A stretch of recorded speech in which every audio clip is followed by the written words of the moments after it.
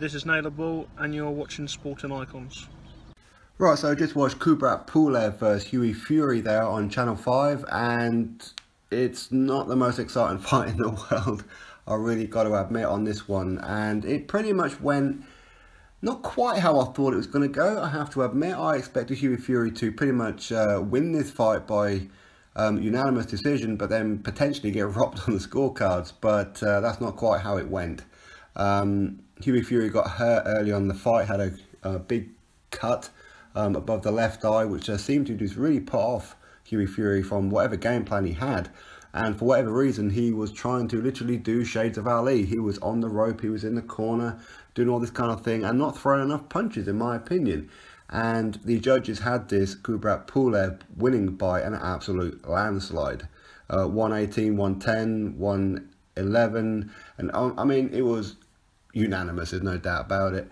And I totally agree with that decision. I really do. I think it was pretty close up until about round 6, potentially round 7. Then Kubrat Pulev just seemed to get stronger and stronger, when it should have been the other way around, as Hughie Fury's, what, 23, 24 years old? Still very, very young. Kubrat Pulev, obviously advanced in years now. And what's more important is Kubrat Pulev has been inactive for quite some time. It's well over a year since he last had a fight.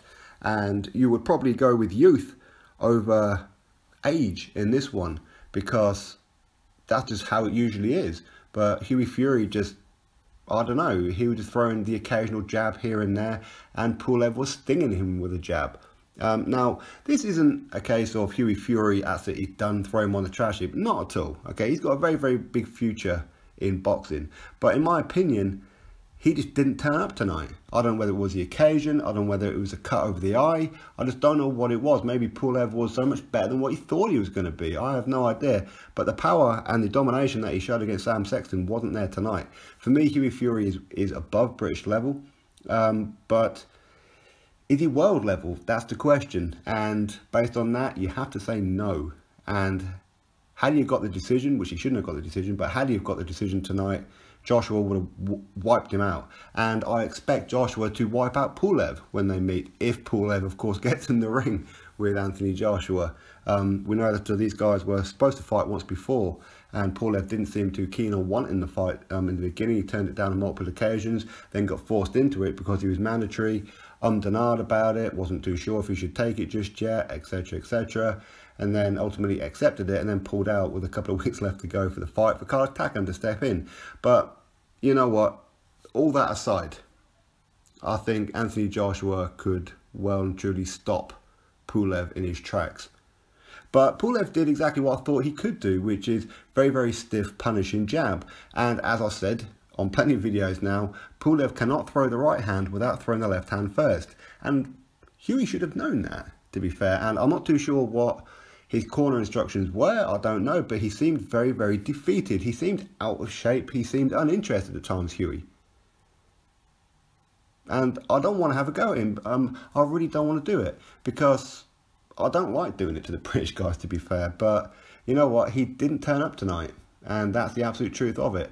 Now, he did well for his age and his lack of experience to go in there with somebody who's very experienced. I mean, Kubrat Pulev was a former world champion kickboxer before he got into full-time boxing. And of course, his only loss was against Vladimir Klitschko. And he was doing quite well against Klitschko up until he got clipped and got stopped. Now, Hughie Fury, was it round number 7 or 8?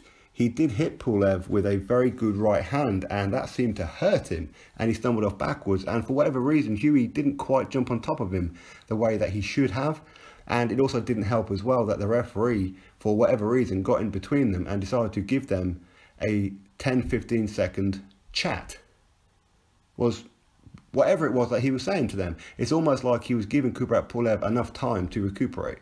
I'm not saying that it was on purpose. I'm just saying that from the outside looking in, that's what it appeared. But even without that, I'm not too sure that Hughie would have jumped on him. I think that Hughie was hurt.